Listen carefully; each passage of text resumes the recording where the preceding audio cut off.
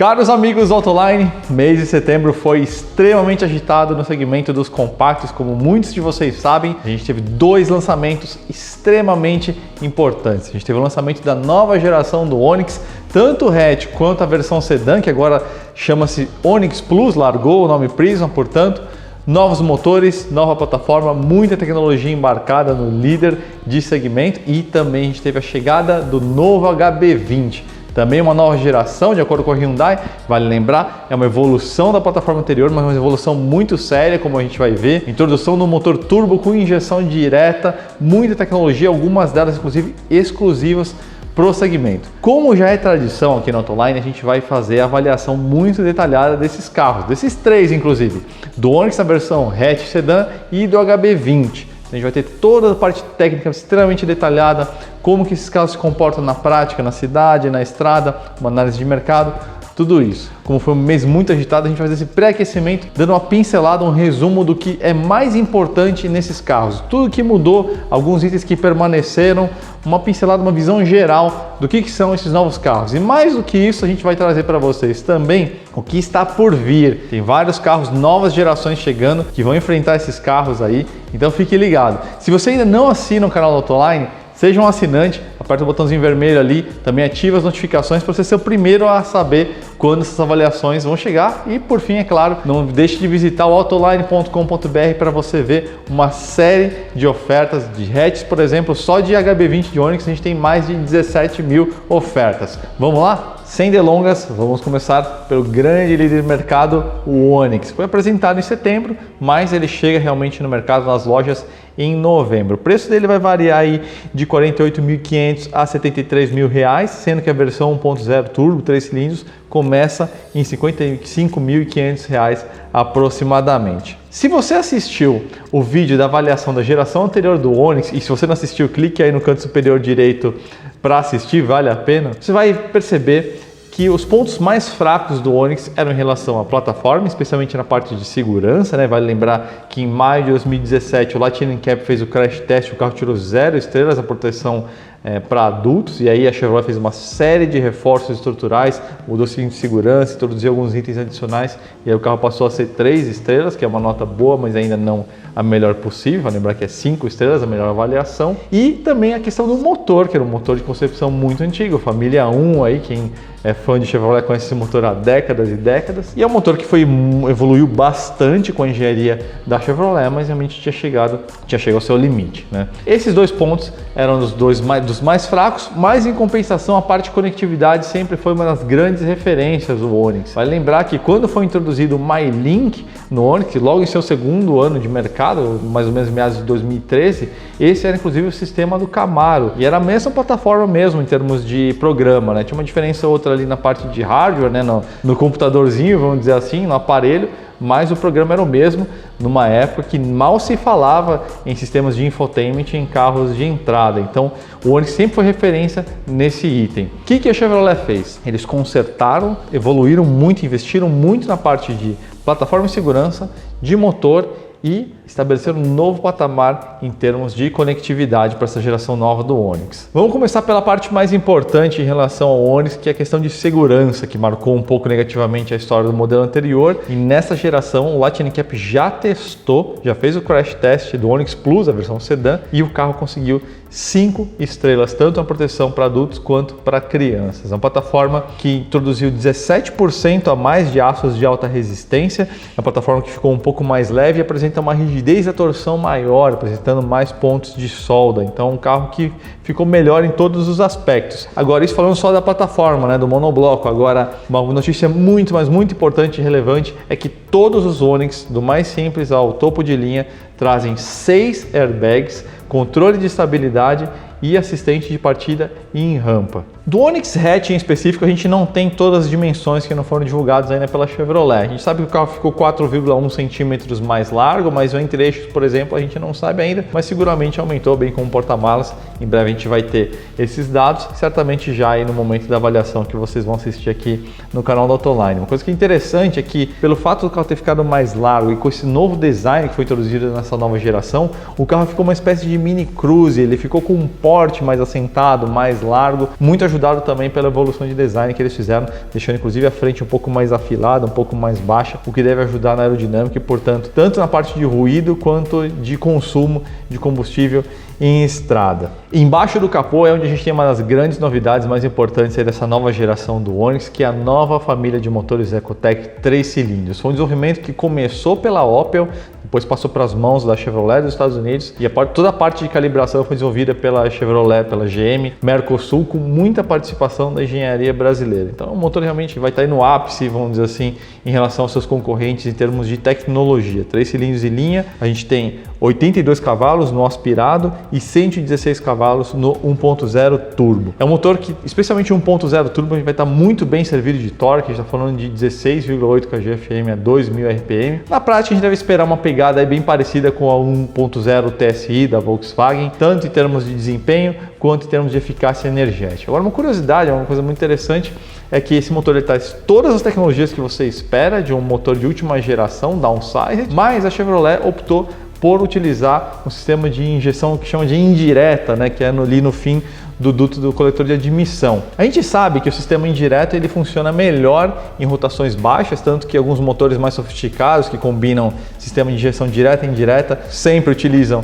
o sistema indireto para rotações mais baixas, e a gente sabe que carros perfil mais de uso, mais popular, é o regime que você vai utilizar mesmo, realmente carga mais baixo, baixa rotação, até rotações médias mais ou menos. Por outro lado, a gente sabe também que é uma questão de custo, ajuda bastante, né? O sistema de injeção direta trabalha com uma pressão muito maior de combustível, então acaba ficando mais caro você utilizar o sistema de injeção direta. Eu estou falando isso porque a Chevrolet teve um compromisso muito interessante nessa nova geração do Onix, que foi de preservar a mesma faixa de preço em relação à geração anterior, o que foi realmente uma atitude muito bem pensada e muito arrojada, especialmente se a gente considerar a quantidade de tecnologias que esse carro trouxe, que a gente vai falar daqui a pouco. Por dentro, a nova geração do Onix, lógico, busca um refinamento maior, mas é interessante notar que eles reaproveitaram aquele tema meio de bumerangue flutuante que a gente tem ali no painel, ligando a extremidade à outra, né? Mas você vai notar aí, como a gente está colocando na tela, realmente um conceito bem mais sofisticado em termos de formas e materiais, inclusive o painel de porta aí deu uma bela evoluída. Agora, é nas tecnologias embarcadas que o Onix realmente colocou vamos dizer, uma nova referência ao segmento. Primeiro, é o primeiro carro desse segmento que oferece Wi-Fi embarcado, isso tanto para os sistemas do carro quanto para a sua conectividade. Então o carro ele já oferece de cortesia um plano por 3 meses, depois disso você escolhe aí entre 2 e 20 GB por mês.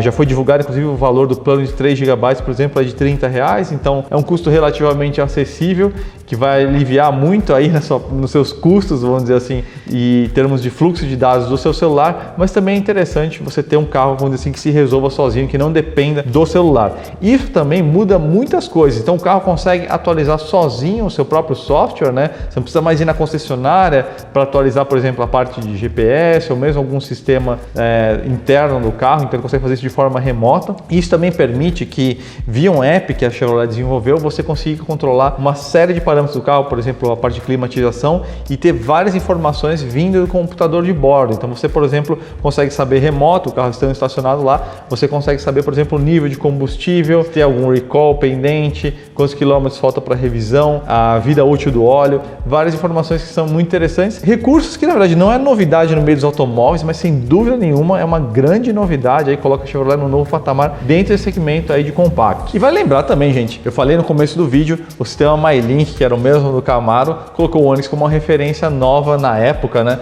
Em relação aos demais compactos, a Chevrolet não ia perder a oportunidade ou dar um passo para trás nisso, então a nova geração do MyLink trouxe algumas novidades, o hardware ficou mais rápido, a tela ficou com uma resolução melhor, então uma novidade interessante é que permite pareamento de 2 celulares ao mesmo tempo via Bluetooth. Agora tem umas outras tecnologias que o Onix trouxe que realmente são bem interessantes para esse segmento, por exemplo, o recarregamento de celular via indução ali no console central, sensor de ponto cego, que é uma coisa que você vê em carros de segmento superior, chave presencial com botão de partida, e inclusive esse sistema de estacionamento semi-autônomo, aí, o famoso Park Assist, esse nome é da Volkswagen, né? Mas o sistema aí que está presente aí no Onix nessa nova geração. Então dá para perceber que a Chevrolet investiu pesado aí, então, em 3 frentes, vamos dizer assim, né? Essa parte de plataforma deixou o carro muito mais seguro, resolveu de vez o trauma, vamos dizer assim, que ficou em relação aos Onix mais antigos, 2016 para baixo. Então a gente tem motores agora que estão aí na ponto mais alto da tecnologia em relação aos seus concorrentes, e na parte de tecnologia os caras realmente bateram pesado. Então é um carro que a gente já sabia, era referência em termos de volume de vendas, mas tinha uma série de pontos, vamos dizer assim, que ele estava muito atrás em relação aos seus concorrentes, e agora realmente a Chevrolet veio com tudo. Então a gente está bem ansioso aí para ver, para avaliar esse carro, mas ele não é a única novidade, como a gente vai ver agora. Quase ao mesmo tempo que a Chevrolet, a Hyundai lançou o HB20. Uma coincidência muito interessante é que em 2012, quando a Hyundai lançou aquela primeira geração do HB20, também foi praticamente ao mesmo tempo de outro carro, no caso o Etios. Aliás, já que a gente falou em 2012, lançamento da primeira geração, vale lembrar que esse foi um dos trabalhos mais esmerados da Hyundai, um dos trabalhos nos quais eles mais estudaram toda a concorrência. Então foi um carro que chegou cravando uma referência absolutamente nova entre os seus rivais. Então eles estudaram muito parte de motor, plataforma, design, e de fato na época, todos os comparativos, inclusive na época eu trabalhava na revista Car and Driver e eu fiz alguns comparativos, o HB20 realmente era um carro que estava num patamar acima em relação a todos os rivais. Então ele chegou quase como um carro premium dentro do segmento dos compactos de entrada. Na época a gente usava ainda o termo popular, que a gente não usa mais, né? Então foi um carro com sucesso inegável. Ele só não vendeu mais, na verdade, porque a Hyundai não conseguia entregar a demanda, que era muito grande. Então tinha 3 turnos na planta de Piracicaba e mesmo assim havia uma fila de espera relativamente longa. Então o carro ficou em segundo lugar praticamente desde o lançamento até há poucos anos atrás. Sem dúvida nenhuma, um verdadeiro case aí para a Hyundai em todo o mundo. Um dos pontos mais marcantes do HB20 da geração anterior, inclusive, era o seu design, né? Um carro realmente trouxe uma cara mais sofisticada para o perfil de compactos de entrada. Em time que está ganhando não se mexe, mas acho que esse é um ditado que a Hyundai, vamos dizer assim, deixou de lado, ignorou e foi para um caminho muito mais arrojado para essa nova geração. É importante dizer, a Hyundai sabe e assumiu isso. É um design que é controverso, ou seja, não é para todo mundo. Algumas pessoas gostaram muito, outras pessoas odiaram. Sem dúvida nenhuma, é um design que você não consegue passar despercebido. Ele tem muitos vincos, tem muitas linhas contrastantes, tem uma grade bem grande ali, uma bocarra meio que em formato de boca de peixe. A gente tem aquela lanterna em formato de gancho, um gancho de ponta cabeça.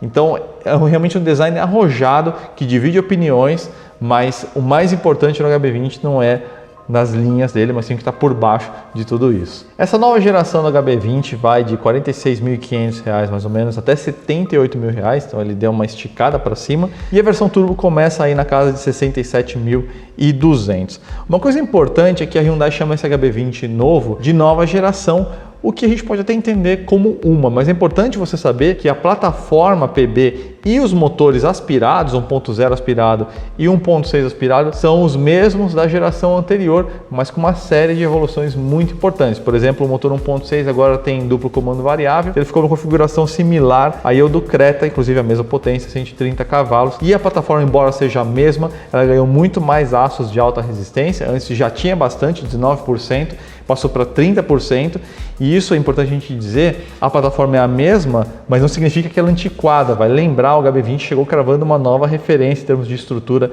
entre os demais compactos, então não se enganem por achar que a plataforma é basicamente a mesma, que isso significa algo retrógrado. É uma plataforma que ainda é muito boa e que inclusive cresceu, né? A gente pegar em termos de dimensões, o carro ganhou 4 centímetros a mais de largura, então similar ao Onix, ficou um carro mais assentado, e ganhou 3 centímetros a mais de entre-eixos, o que ajuda muito aí no espaço interno, especialmente para os passageiros de trás, um ponto aí que os fãs e os donos de HB20 sabem que não estava muito de frente para alguns dos seus rivais. Mas embaixo do capô a gente tem novidades também. Se 1.0 e 1.6 aspirados são os mesmos, a gente tem agora a introdução do 1.0 Turbo GDI da família K3.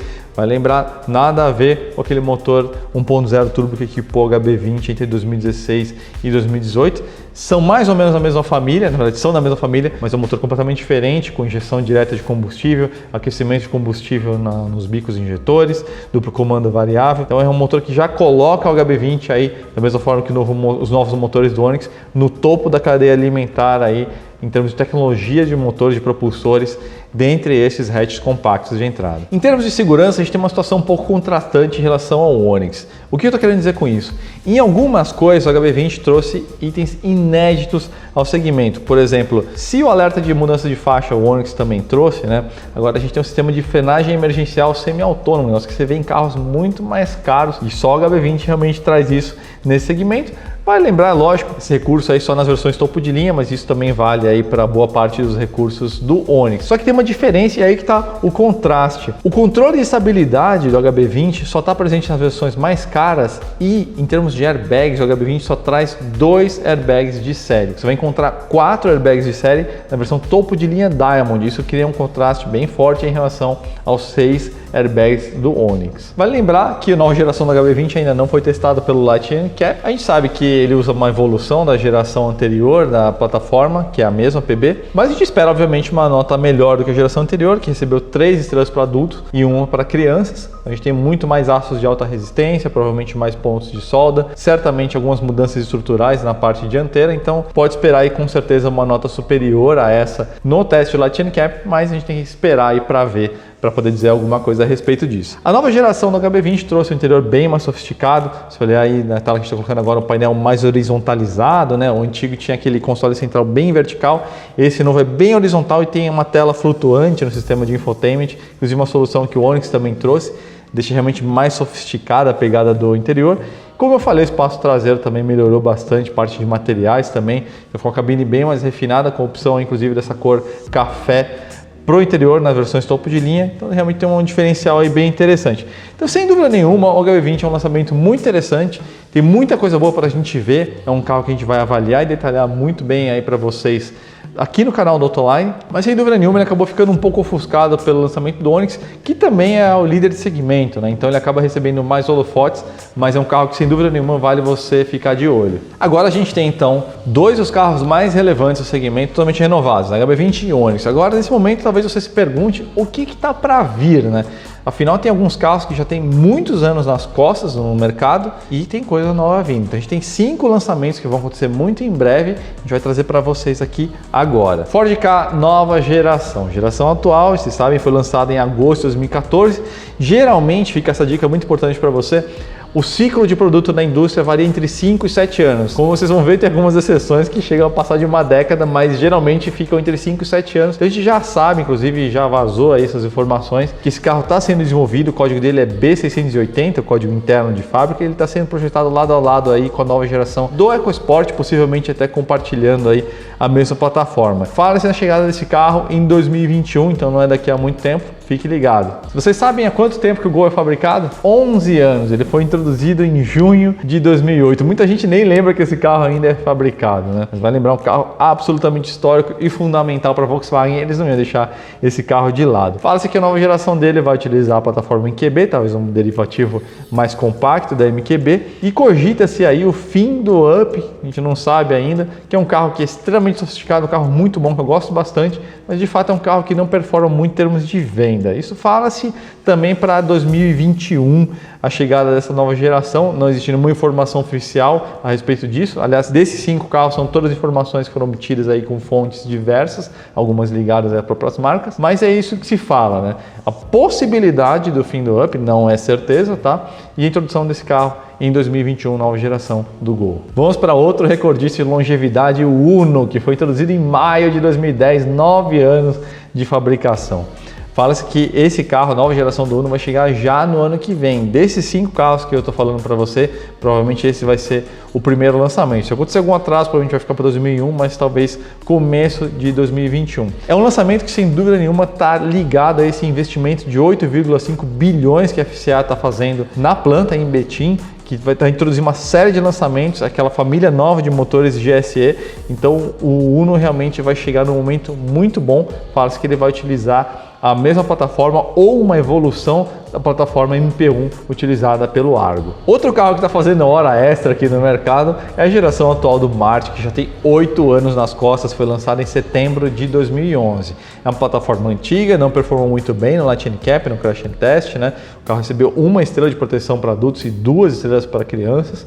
E a nova geração do Marti, atende pelo nome de Micra lá fora, já foi lançada no mercado europeu, e a plataforma CMF-B, que é a mesma do Clio, já uma plataforma um pouco mais sofisticada. A gente estima que aqui no mercado brasileiro, e na verdade dos mercados emergentes, né, do mundo, a nova geração do Marti vai utilizar uma versão simplificada dessa plataforma, mas uma plataforma nova, uma teoria que ganha força inclusive com essas imagens que você está vendo na tela, que são do INPI, ou seja, é uma propriedade intelectual já registrada aqui no Brasil, esse design que você está vendo na tela aí da nova geração do March. Então é um carro que está confirmado. Agora, para quando? A gente não sabe, 2021 talvez um pouco antes, talvez um pouco depois. Esse é um carro que a gente não tem aí nenhum cheiro, vamos dizer assim, de quando chega. E por fim, a nova geração do Sandero. A geração atual do Sandero foi lançada em novembro de 2014, portanto tem mais ou menos 5 anos. De todos esses carros que a gente listou para você, ele é o mais jovem, vamos dizer assim, então seria uma renovação dentro do ciclo que se espera, entre 5 e 7 anos. Se ela acontecer, mas é muito provável que aconteça, tanto que lá fora foi flagrada, inclusive notícia quentíssima aí, foi flagrada semana passada em testes o Dacia Sandero de nova geração, que utiliza a mesma plataforma CMF-B do Clio, que a gente acabou de falar do March, né? Utiliza a mesma plataforma. Então a gente espera muito que esse carro vá chegar aqui no Brasil, faz sentido inclusive, considerando que o March deve utilizar essa plataforma. Lembrando aí que essa geração atual do Sandero acabou de ser atualizada com uma série de reforços estruturais, 4 airbags de série, então ela tem muito assim uma lenhazinha para queimar, mas não muito. A gente espera aí que seja algo aí entre 2021 e 2022 a chegada dessa nova geração do Sandero. Então pessoal, é isso. Não esqueça que a gente vai ter a avaliação completa aí do HB20 de nova geração, do Onix de nova geração e Onix Plus também. Fiquem ligados no canal Autoline, se você não assinou ainda, por favor assine e nos vemos no próximo vídeo. Muito obrigado pela audiência.